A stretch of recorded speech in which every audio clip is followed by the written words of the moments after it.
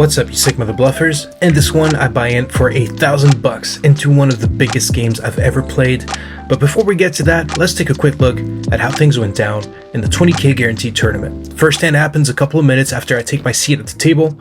I'm in under the gun 1 and I look down at 6-5 suited and open up the action to 600. I get called by the low jack, hijack, and big blind.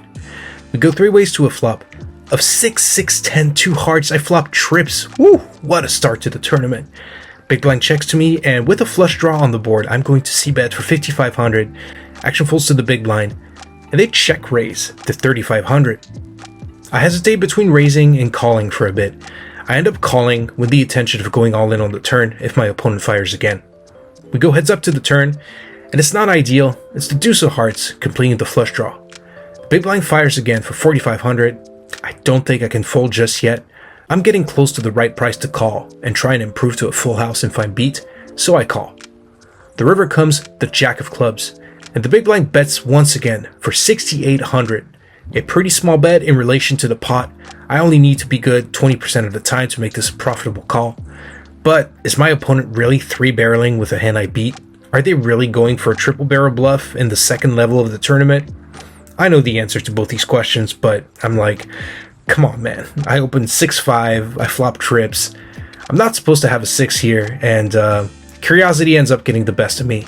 I make a very bad call, and the big blind shows pocket deuces for a turn full house. Holy fuck.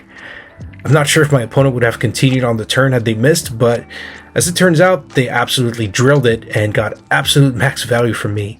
This was a clear fold on the river. I'm mad at myself for not finding the tough, but pretty obvious laydown. Nice hand, and shout out to David, my opponent in this hand. We're going to battle it out in a couple of spots later in the tournament. Well, this beautiful punt left me with around 10 big blinds, and now I'm looking for a spot to shove and hopefully double up. And it comes up in this hand where the middle position player limps before I look down at ace queen and the low jack. I shove for 2,900. The player immediately to my left asks for a count and calls. That's not good. And then the button makes the call as well. Middle position is going to get out of the way, and so I'm all in and at risk with a chance to potentially triple up as we go 3 ways to a flop of jack 9-6 rainbow. Both players check. Cool, maybe I'm good. The turn comes to 3 of hearts, and now the hijack goes all in and the button folds. Going into showdown, my opponent tables pocket 9s for a flop set. I'm drawing dead. The 4 hearts on the river is no help, and it's time to rebuy. A couple of levels later, I'm super card dead, but in this hand, 3 players limp. The small blind completes, and when I look down at 9-6 offsuit in the big blind, I get to see a flop for free. So 5 ways to the flop we go, and it comes 10-6, 9-2 clubs, a flop 2 pair. Nice. On this pretty draw heavy board, I'm going to lead out for 2,200. Action folds to David on the button, and he makes the call. Heads up to the turn. It's the 6 of hearts. I turn a boat. I decide to play this one a little deceptively and check to David, but sadly, he doesn't take the bait and checks back. The river comes a 7 of hearts, which puts a 4-liner to a straight. Hopefully, David's got one and I can get paid. I shove for 6,700, and unfortunately for me, David folds. Another couple levels later, I'm still super card dead. In this one, action folds to the active hijack player who raises to 3,000 before I look down at king-queen suited in the hijack. I could go either way between calling and raising. I decide to just call, and the big blind is going to come along as well. We go 3 ways to a flop of 3-3 queen 1 diamond. I flop top pair. Big blind checks. The hijack c-bets for 4,000. I smooth call, and the big blind folds. Heads up to the turn, which comes to 6 of hearts. Looks like the hijack is slowing down and checks. With a heart draw coming in, I don't think I can check back and let my opponent see a river for free.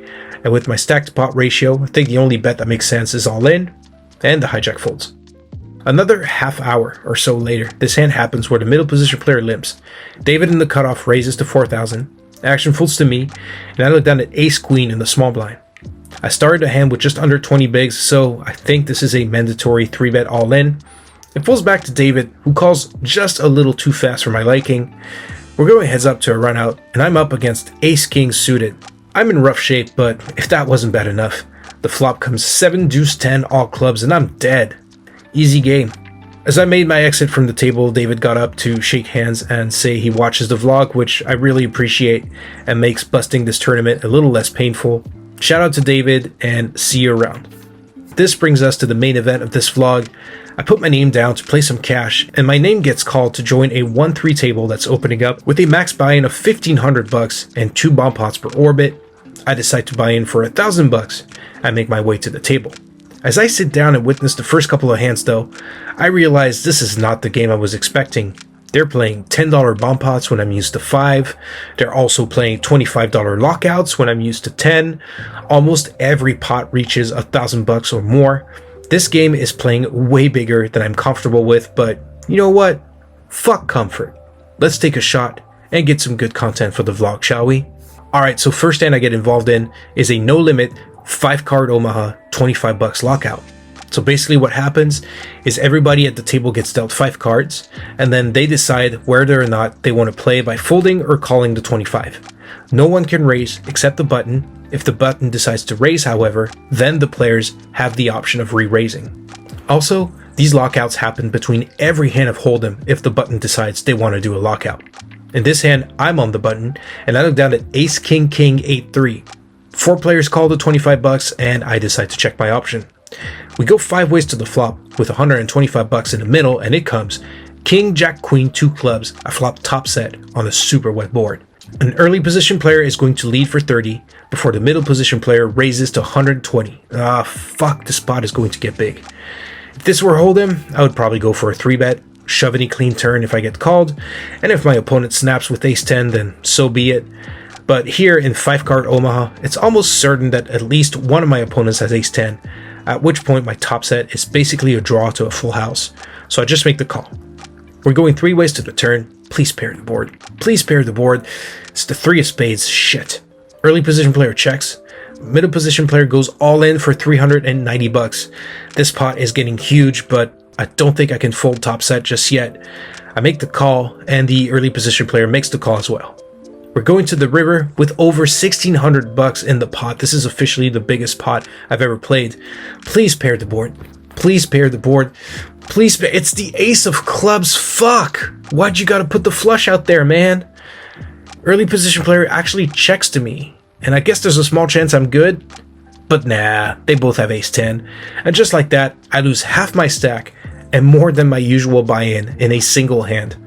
Not the best start to the session. Hopefully, I can make a comeback. In this one, we're playing a 10 bucks 5-2-2 high-low bomb pot. So there's already 70 bucks in the middle as we go 7 ways to a flop of deuce jack ace 2 diamonds on top and jack 7-8 2 hearts on bottom. I'm in the hijack with king queen jack knight 8, so I've got middle pair and a straight draw on top 2 and a straight draw on bottom. Action checks to me, I check, and action checks around. The turn comes the 10 of hearts on top and the king of hearts on bottom. I improve to the nut straight on top and a better top 2 on bottom. Action checks to me. With no lows possible on either board, I bet 60 bucks, and the button is the only player to make the call. We're going heads up to the river. Keep him high, dealer. It's the 3 of diamonds on top and the jack of hearts on bottom. The 3 is not ideal. It opens up some lows.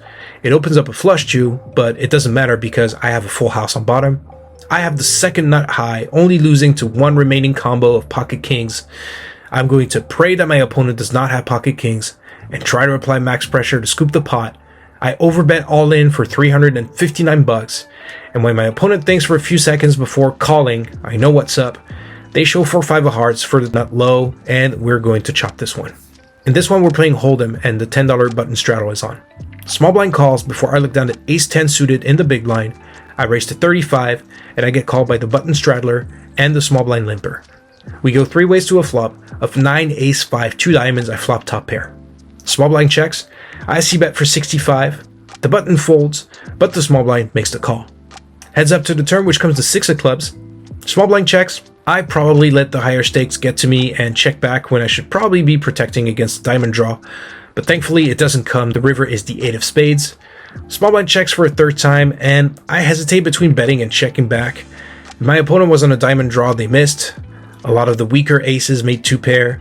There's a 4-liner to a straight, so it feels like there's not a ton of hands I can get value from. I decide to check back. My ace is good, and I take down the pot. I probably missed some value on the turn though. In this one, we're playing another $25 lockout. I'm in the big blind with ace king queen 7-5 with the nut heart draw. I decide to make the call, so do 4 other players, and the button checks their option. We're going 6 ways to the flop with 150 bucks in the middle, and it comes 5-5-3 rainbow. The small blind checks to me, and this is a slam dunk bet.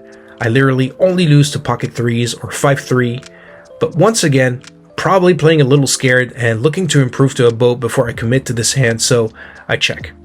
The hijack is going to bet super small for 25 bucks. Action folds to the small blind who calls. I call, and under the gun calls. We go 4 ways to the turn. I would love to boat up. It's the 10 of spades.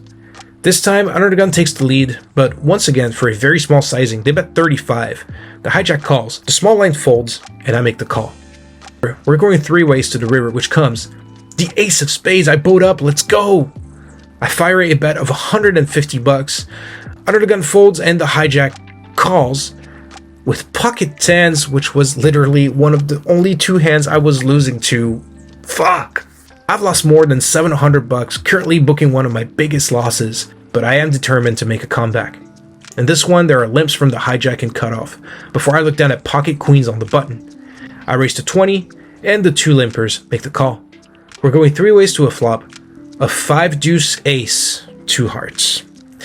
On this flop, the hijack is going to lead for 30, the cutoff folds, and even though I don't love the spot, I can't fold just yet, I make the call. We go heads up to the turn, which comes a 9 of diamonds. My opponent does not slow down, they bet 50 bucks. And even though there are a lot of draws available on this board, I haven't seen this player getting caught bluffing yet, and they seem to be playing a pretty value-oriented game, so I make a very reluctant fold and wait for a better spot. In this one, the $10 button straddle is on. The small blind folds. I'm in the big blind with pocket queens again. I raise it up to 40, and I get called by the hijack and the button straddler. There's 120 bucks in the middle, and I'm down to my last 100 bucks as we go 3 ways to the flop, and it comes king 7-6 2 spades. Fuck! Well, at this point, I don't think I have too many options other than shoving and hope for the best. I put the rest of my stack in, the hijack folds, and the button pretty quickly calls. Let's cut to the table audio for the rest of the run out.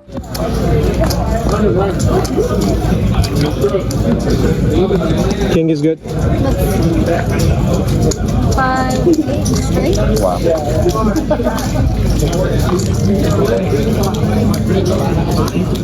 I was into the game for 1,000 bucks, out for 0. Taking the tournament buy-in into account, that's a total loss of 1,250 bucks. My biggest loss since starting the vlog and playing poker in general. I took a shot for the vlog, and unfortunately things did not go my way. I hope you enjoyed the video. Thank you so much for watching. Good luck at the tables, and I'll catch you in the next one.